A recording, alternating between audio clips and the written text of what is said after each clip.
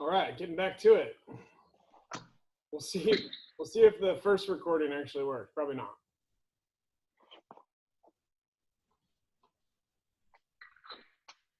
All right. So I talked about the design process and how to formulate the idea, make sure it's most economical, make sure it makes sense, make sure you're adding value. And you guys, generally as real estate agents, this is a good exercise for you to do yourself if you can, just because you're going to know more information. Talked about designer, talked about architect. I think that I was talking about how architects are usually kind of like 1 or 2 man shops, like they're pretty low, pretty few amount of people. And those are the type of people that are going to do houses and additions. And then you can get the commercial architect, and that might be just my label for them, and that's like a firm where you're going to have 5, 10, 15, 100 architects, and they all kind of have their little specialty, and they all work on some project together. Typically, when you have like a commercial architect, sometimes they have some of these other trades in-house. So like when we're doing this new house, like I've got to have a different structural engineer. I got to have a different MEP is mechanical, electrical, plumbing, and then civil engineer that does like the outside. The geotech goes in and does some testing, and then says that whatever the civil engineer can and cannot do. And then there's a bunch of other architects too. There's environmental. There's just a plethora of trades, and it just depends on what you're trying to do. But typically when you design a new building, these other trades that I've listed are pretty typical. So if your project is large enough, you may have to go into getting some of these other things, and with each of these people just comes added extra cost. Like on the new house that we're doing, we have to put in a temporary shoring. So I have to have a shoring designer engineer the shoring, and then I have to have a shoring contractor come and put it in.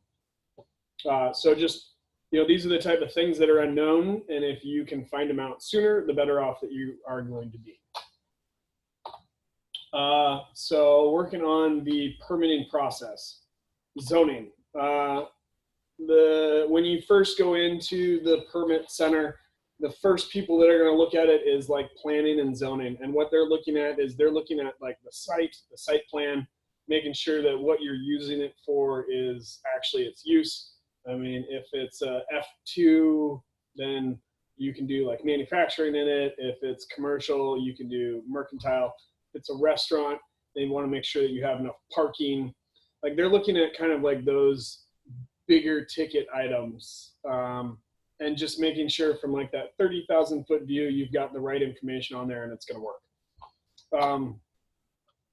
So that's like the correct zoning, egress, ingress, the units per area. So if your site, a lot of the way zoning works is if you have a 10,000 square foot lot, you can put like, if it's like an R2, that means you can put 1 unit per 2,000 square feet. So you can put 5 units on it.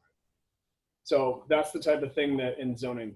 And I did put a note down here. Sometimes you'll want to go ask, if you're in contract with something, you'll want to go talk to zoning. A lot of times, some of these things can be sorted out before you get to drawings. Like I would have talking to zoning kind of be in your idea and formulation stage. And if you're like a bigger project, they charge for it, and it's called an early assistance meeting. So maybe before you have like detailed drawings, as a large project, you can get an early assistance meeting. They usually cost like $600 or $700, and you have to submit all of your questions prior to going into the meeting, and then they will come to the meeting with those answered. And then if you have some kind of like clarifying follow-up questions, they'll usually answer those. It's kind of crazy though, the early assistance meetings that I have been to, they typically just are like, well, there's not enough information here for me to answer that question, so I can't. And it's super difficult. So just being really detailed with drawings is always tough. And those early assistance meetings, those are for residential and commercial, right? Yep. If you guys are going in yourself, you can just go to over the counter. Like you can get almost a new house built over the counter.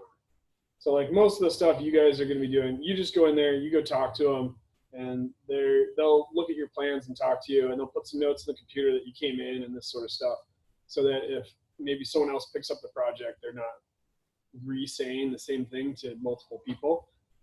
So that will happen once in a while. You pick something up and like, oh yeah, someone's already been in here for this. Here's the notes. And they're like, see ya.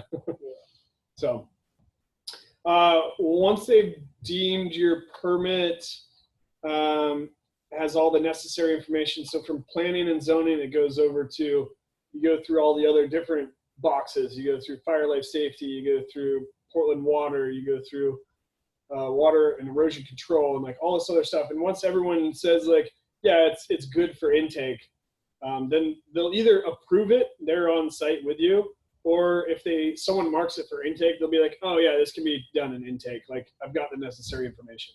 But what they do is they just check to make sure that there isn't something like it's not to scale, or like just something like completely wildly missing. And if it is, they'll be like, no, I can't approve this for intake. So then it gets in. So it gets intake. Typically, it's 2 weeks before the first set of corrections. Sometimes it can be up to 5 or 6 weeks. And yeah, so you just go through the multiple different reviews, and there are others too. I just listed a few. So then you receive your permit. Now you get to pay the rest of your building fees. So typically they'll charge you, once they take it into intake, they'll charge you maybe 1/5 of your building fees just to review it. And then on the outset, you pay the building fees. And then on top of that, I think I didn't even write this down, but you have to go get trade permits. So your building permit is one. They used to do a combo permit, but they've gone very far away from that, just because they like seeing different contractors on there. So you have to get your mechanical permit, you have to get your electrical permit, you have to get your plumbing permit, you have to get your fire permit, you have to get your erosion control permit. Like there's tons of different permits, and you want to keep track of all of those in the same spot, because you have to call those in and get them finalized out each by each. Typically they have an IVR number, and I don't know what that stands for, but they ask for it on the phone or online, and it's an identifying number that is associated with your permit. So when you get your permit, you want to make sure you know what inspections need to happen. Most of the time, if you're doing any sort of concrete or anything structural, they will have special inspections. And a special inspection is the way the city can pawn off the risk and liability onto a third party or private company. So that means that you have to hire someone else to come in and watch you do the work so that they can sign off and say that you did it. This is typically done with concrete, like they measure slump. If you have 4,000 PSI concrete, they want to make sure that it's actually 4,000 PSI. So they take samples, and they have a 7-day break, a 15-day break, and a 30-day break. At 30 days, it's supposed to be over 4,000 PSI. Concrete, those companies have been in business a long, long time. I have never come across any concrete failing. The city inspector will come in and check the rebar. Special inspections are done for like welding, done for structural steel, and also anchor bolts. So if you have like a seismic upgrade that you had to do, there's typically seismic anchors that need to be installed, and all of those will need to be inspected.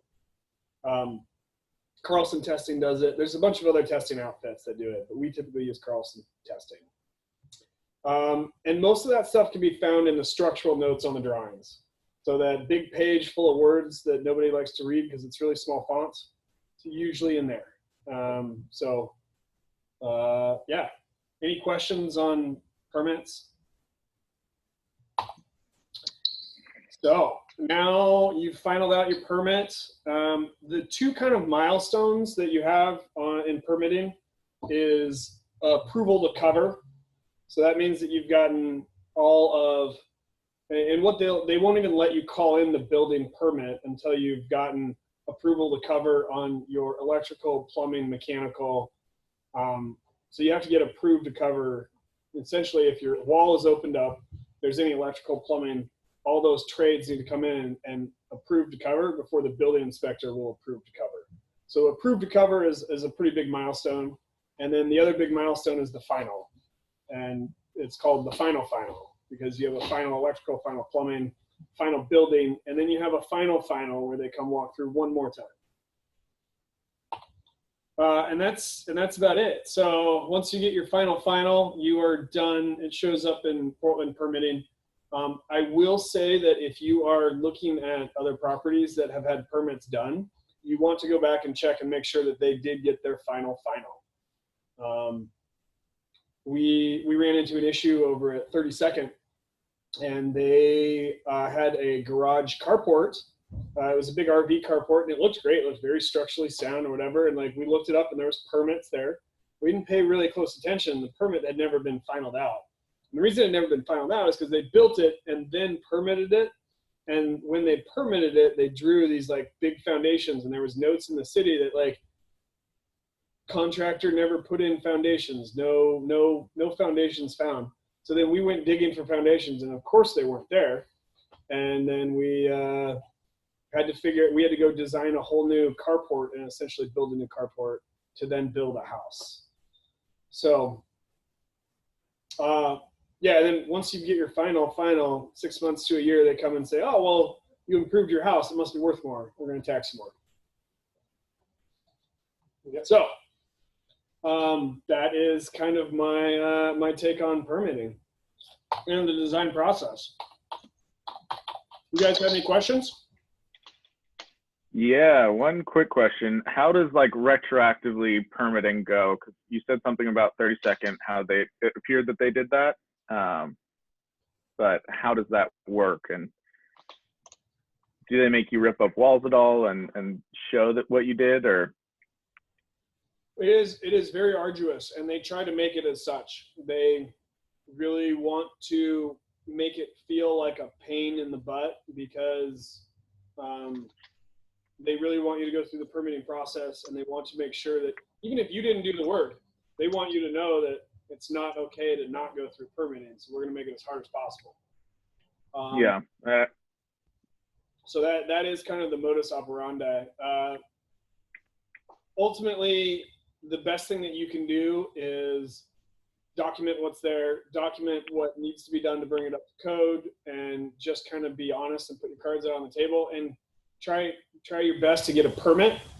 And then once you have a permit, get the inspector out there and explain to him, like, this was already here, this is already here, these are the assumptions that I had. We had them draw this. I plan on doing this. And the inspectors typically are a lot better than the approvers in that approve the drawings. But sometimes I've had awful inspectors as well, where they're just having a bad day and they just want to write a whole bunch of stuff. Or their kids are at home and they want to make sure that they have a lot of work to do. I don't know. I mean, I couldn't tell you. Yeah.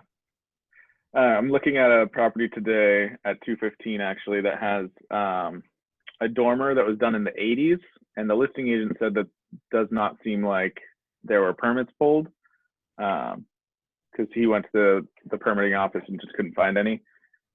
Do you also know how far back the permits usually go? Permits go back to like 1910, 1908. Yeah. And then there's a gap. They call them wartime records. And so sometimes, like I had to check wartime records one time, which is like a different filing area in the office. So if like there's a gap between like the 30s and the 60s. Yeah.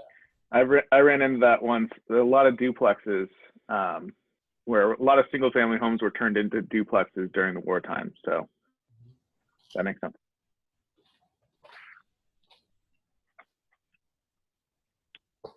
Any other questions? Sweet.